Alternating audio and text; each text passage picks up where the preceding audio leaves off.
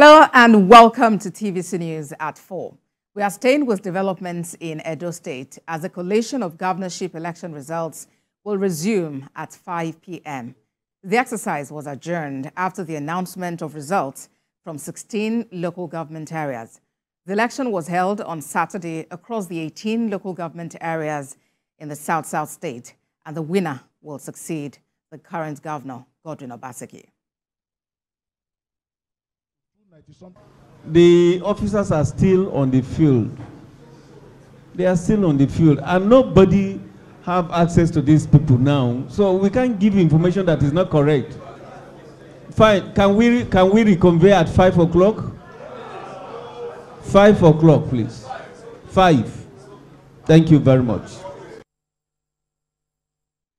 Joining me for more discussions on the process so far is Executive Director, Not Too Young to Lead Initiative, Elvis Akpobi. Good to have you join us on TVC News at 4. Let's begin with an assessment of this election, and especially with the issue of voter turnout. What's your evaluation? You agree with me that from occurrence before the elections, tensions were high, there were issues of security alert, arrest by the security officers on some particular persons. There were alleged issues of arrest for party members and all that, and that can cause voter apathy. Another thing again that I noticed is I got a wind of people subscribing. There were issues of vote buying. Vote buying is meant to it's not, it shouldn't be normal, but it's meant to happen for a situation like this. If you agree with me, in the country at the moment, people can hardly feed, and the moment people are poor, they become very, very vulnerable, and that's why you see people sell their future just because of stipends, given by the political class who have consistently used poverty as a weapon to keep the masses helpless. So for me, aside, I want to. There were not as perceived issues of, violence and all that. Despite there were little violence in some places. The only worry I have is from what happened sequel to this election, yesterday's election in Edo State. Oftentimes, citizens have lost faith in the electoral umpire. People, if you engage the average Nigerian, they will tell you most often their votes don't count.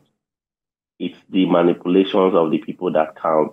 If in Nigeria you will see an aspirant or a stakeholder say, if you know you didn't win, go to court. For me, in a democratic process, elections are not won in court. But like I will say, let the best candidate emerge, and let that candidate fulfill his promise, electoral campaign promises to the people of Edo State.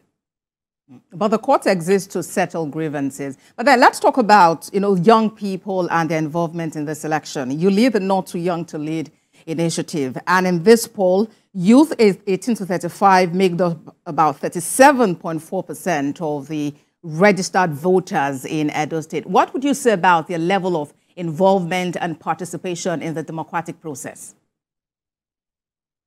A lot of young persons are involved. I saw videos of mostly, in a particular situation room, I even saw mostly young persons. I was pleased with that. But the thing is, what roles are these young persons playing?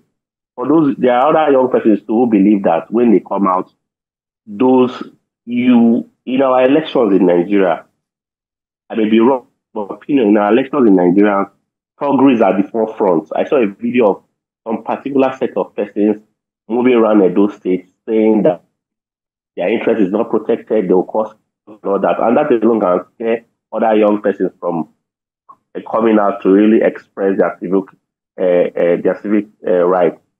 So aside the fact that young persons are involved, is the voice of these young people a reflection of what we're having today? That will be left for the electoral umpire to say. But the thing is, for us to make progress as a country, we must build trust. Do the young people who make up 70% of the citizenry today, do they have trust in the electoral umpire? That will be the question for us to ask and ourselves, and in our little spaces. Well, before the election, the INEC assured that it was going to be an unbiased umpire. It was going to ensure that elections were free, fair, and credible. But with just 2 more local government areas to go, what do you see happen in the days ahead, considering what we're already hearing from different political parties as regarding their take on the conduct of the election?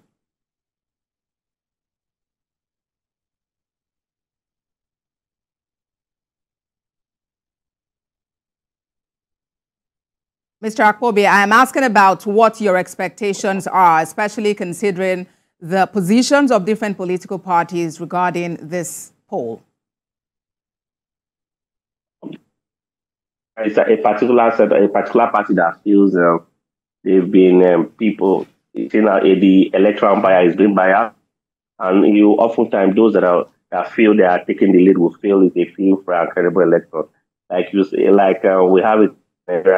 People that feel they are leading will always say go to court. But what I would say is every stakeholder, every aspirant should always know that they should put the interest first before their personal interest. We don't want to have an Edo state that will be overwhelmed with violence, clashes. The security persons should ensure that we have a peaceful Edo State during the collation of this result and after the winners have been declared. But this off-cycle election, they should know that ahead of 2027 election, it's time they started building trust in Nigeria, because a lot of people might seem very, very quiet, complacent and all that, but we are getting tired as young people of people just saying things without acting, things being written on paper without having a ripple effect on what we see on ground. It's not too good. All right, then. Executive Director, Not Too Young to Lead Initiative, Elvis Akpobi, thank you for talking to us on TVC News at 4. Thank you for having me.